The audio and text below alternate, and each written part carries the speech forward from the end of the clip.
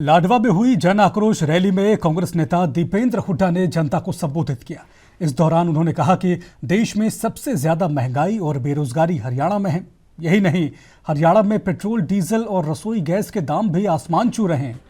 उन्होंने पूछा कि गरीब आदमी के हजारों में बिजली के बिल आ रहे हैं, ऐसा क्यों है?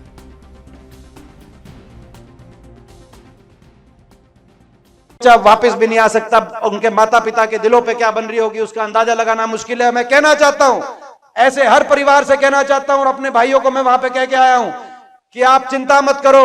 आप ये मानना, आपका एक बेटा अमेरिका में है तो दूसरा बेटा आपका दीपेंद्र हरियाणा में है। कहीं कोई आपको कमी नहीं आने देंगे। कहीं जरूरत होगी तो आपके साथ खड़े हैं और आने वाले समय में हरियाणा में इस परिस्थिति को बदलेंगे और हरियाणा में ताकि विश्व स्तरीय आपको यही अवसर मिले, यही रोजगार मिले।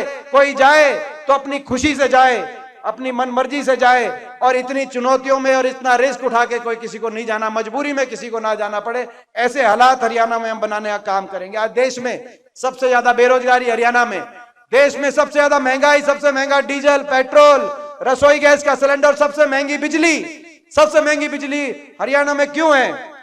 आज हजारों में बिजली का बिल आ रहा है। मैं पूछना चाहता हूं आपसे, आज गरीब आदमी के हजारों में बिजली का बिल आ रहा है कि नहीं आ रहा? मैं आपसे पूछना चाहता हूं। बिजली के बिल आ रहे हैं क्योंकि अदानी से समझौता बदल दिया। अदानी कंपनी से बिजली दिलवा रहे हैं। सस्ते में बिजली का 20 साल का समझौता था जो हमारी सरकार के समय हुआ था। भ्रष्टाचार का मामला, अदानी से बिजली का समझौता बदलवा के देश में सबसे महंगी बिजली हरियाणा के उपभोक्ता को दिलवाने का काम कर रहे हैं। मैं आज ये कहना चाहता हूं, नए साल में ये सरकार जाएगी और आज हम ये संकल्प लेते हैं, सरकार जाएगी, बिजली में हो रहा है ये भ्रष्टाचार समाप्त होगा और हिमाचल प्रदेश में कांग्रेस पार्टी की सरकार की तर्ज में हर परिवार को, हर बिजली उपभोक्ता को 300 यूनिट फ्री बिजली में दिलवाने का हम काम करेंगे। ये आज संकल्प हम लेते हैं, ये हमारा संकल्प। आज देश में सबसे महंगी बिजली, देश में सबसे ज्यादा बेरोजगारी, सबसे ज्यादा महंगाई और देश में सबसे ज्यादा भ्रष्टाचार, क्योंकि ये सरकार तो भ्रष्टाचार के आधार पर बनी। 5100 बुढ़ापा पेंशन के आधार पे कह दिया, समझौता कर लिया। दुष्यंत चौटाला ने लोगों को धोखा दे गया, विश्वासघात कर दिया। आपको याद होगा पिछले 2019 के चुनाव में लोग इस सरकार को नहीं चाहते थे, सरकार से दुखी थे, सरकार को बदलना चाहते थे। यही कारण था 14 मंत्री सरकार के उतरे, 14 में से 12 मंत्रियों को लोगों ने वापस नहीं जाने दिया।